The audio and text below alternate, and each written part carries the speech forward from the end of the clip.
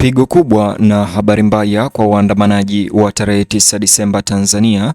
Askofu Daktari Benson Bagonza wa Kanisa la Kiinjili la Kilutheri Tanzania, Dayosisi ya Karagwe sasa amemuunga mkono Samia Suluhu pamoja na Jeshi la Polisi la Tanzania, na yeye pia Askofu Bagonza sasa ataka waandaaji wa maandamano ya Disemba 9 waweze kusitisha mara moja maandamano hayo na kuyafuta. Bonyeza alama ya like kisha bonyeza neno subscribe na alama ya kengele chini ya video hii kabla nikutaarifu ripoti hizi kwa kina na kwa upana zaidi. Kuongezeka kwa wimbi la wasiwasi wa kitaifa juu ya madai ya utekaji nyara, kutoweka na mauaji yasiyoelezeka nchini Tanzania kumeibua sauti nyingine yenye nguvu ya kupaza sauti, safari hii kutoka kwa kanisa. Askofu Daktari Benson Bagonza wa Kanisa la Kiinjili la Kilutheri Tanzania, Dayosisi ya Karagwe ametoa ujumbe mzito na wa dharura kwa jenzi na waandaaji wa maandamano ya tarehe 9 Disemba, akiitaka nchi kukumbatia upatanisho, maridhiano, utu na ulinzi wa amani na kuyepuka kabisa au kuyahairisha maandamano ya tarehe 9 Disemba. Taarifa ya askofu huyo iliyotolewa Disemba tarehe 6 mwaka 2025, ambayo ni siku ya leo ya Jumamosi, ilionyesha masikitiko makubwa kutokana na msururu wa matukio ambayo aliyataja kuwa ya kuhuzunisha na kuyumbisha taifa, matukio ya machafuko na vurugu wakati wa maandamano. Askofu Bagonza alikazia sana ombi lake kwa vijana wa Tanzania, hususan kizazi kinachojiita Gen Z, ambao wamekuwa wakitetea maandamano ya nchi nzima yaliyopangwa kufanyika tarehe 9 Disemba mwaka 2025. Mabadiliko haya ya mawazo ya Askofu Bagonza, ambaye awali alikuwa akisimama na Gen Z maradufu, sasa kugeuza kwake na kuweza kupinga maandamano hayo kumewashtua wengi. Aliwataka vijana hao kujiepusha na maandamano ya Disemba 9 katika tarehe hiyo, akisema wakati huo ubadilishwe kuwa siku ya kitaifa ya maombolezo na kuzika. Alipendekeza kuwa taifa litumie siku hiyo kuwaenzi vijana waliofariki katika mazingira ya kutatanisha na kuunganisha nchi katika ujumbe wa utu na uponyaji wa pamoja. Alisisitiza kuwa familia zinastahili kufungwa, akisisitiza kuwa haki ya kuzika wapendwa wao ni tegemeo la msingi la binadamu.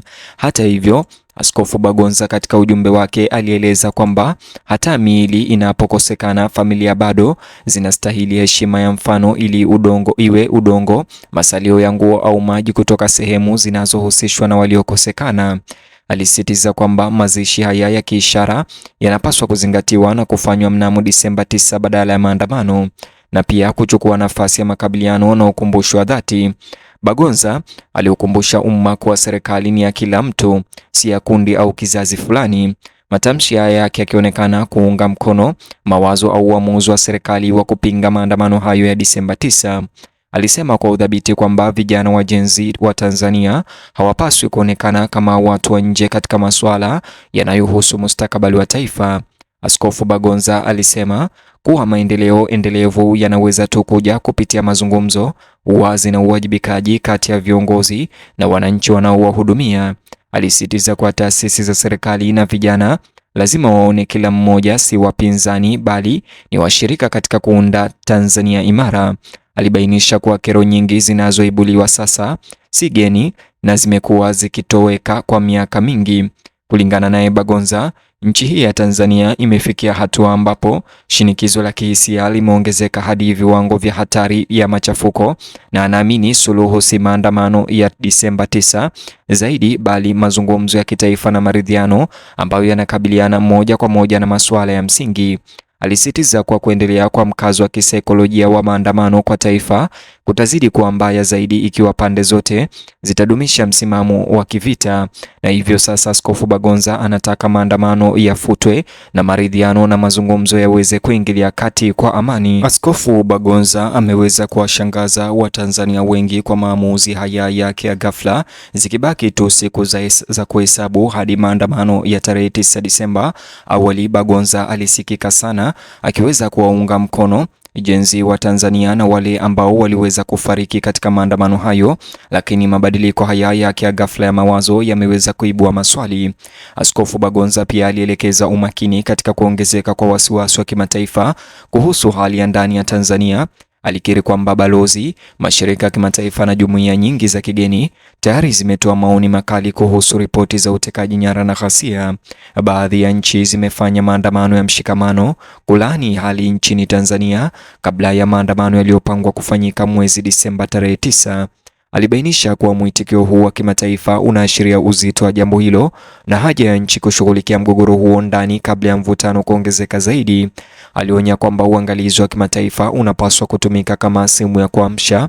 Kwa mtazamo wake, dunia inaitazama Tanzania kwa karibu na yale ambayo tayari yametolewa nje ya mipaka yake yanaakisi hali ya kusikitishwa sana na jinsi matukio yanavyoendelea.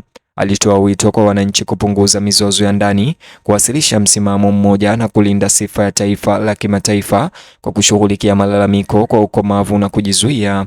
Wakati ujumbe wake ukiendelea, Askofu Bagonza alikariri kuwa nguvu ya taifa inajengwa si kwa makabiliano, bali kwa njia ya upatanisho na kujichunguza kwa uaminifu. Hata hivyo, alisema nchi ya Tanzania lazima iwe tayari kutambua matatizo yake kwa uwazi na kuyafanyia kazi kwa pamoja bila kuongeza mapungufu ya vizazi, kutoaminiana kwa taasisi au uhasama kati ya wananchi na kuzuka kwa machafuko ya maandamano. Alitoa wito kwa Watanzania kukaribia wakati huu kwa ukomavu wa kisiasa, kijamii na kihisia, hasa kizazi kinachoinuka ambacho kinazidi kuchagiza mijadala ya kitaifa kinachojiita Gen Z wa Tanzania. Alisisitiza kuwa kukumbatia maridhiano na mazungumzo na serikali ama baina ya vijana na serikali haimaanishi kupuuza dhuluma, bali ni kuisuluhisha kupitia mfumo unaohifadhi umoja wa kitaifa. Aliwataka wanaharakati vijana kupigania mabadiliko huku wakizingatia kitambaa tete kinacholiweka taifa pamoja. Kulingana na Askofu Bagonza, lengo lisiwe ushindi dhidi ya kundi jingine la serikali au waandamanaji, bali liwe mshikamano unaohakikisha amani ya muda mrefu. Askofu Bagonza pia aliangazia machungu wanayokumbana nayo familia ambazo bado hazijafahamu waliko wapendwa wao baada ya mauaji na majeruhi ya Oktoba 29. Alisema hakuna jamii inayoweza kujiita tulivu huku wananchi wakitoweka bila maelezo, na akasisitiza haja ya dharura kwa serikali ya Samia Suluhu na taasisi za usalama kushughulikia kesi hizo kwa ubinadamu na uwazi.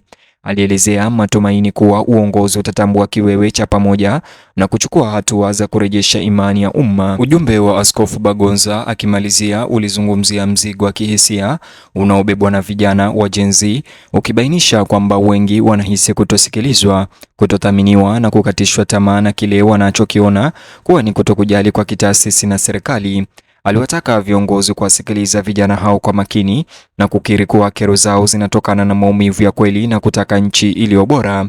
Alisema kuwatupilia mbali au kufanya makosa yao ya jinai kutaongeza mzozo huo. Alihimiza Gen Z pia kutambua uwezo wa kujizuia, akieleza kuwa mabadiliko ya maana mara nyingi huja kupitia mkakati, mshikamano na mazungumzo badala ya makabiliano pekee. Aliwataka kuzingatia athari za muda mrefu za vitendo vyao na kufuata mbinu zinazolinda maisha, utulivu na msimamo wa maadili ya taifa.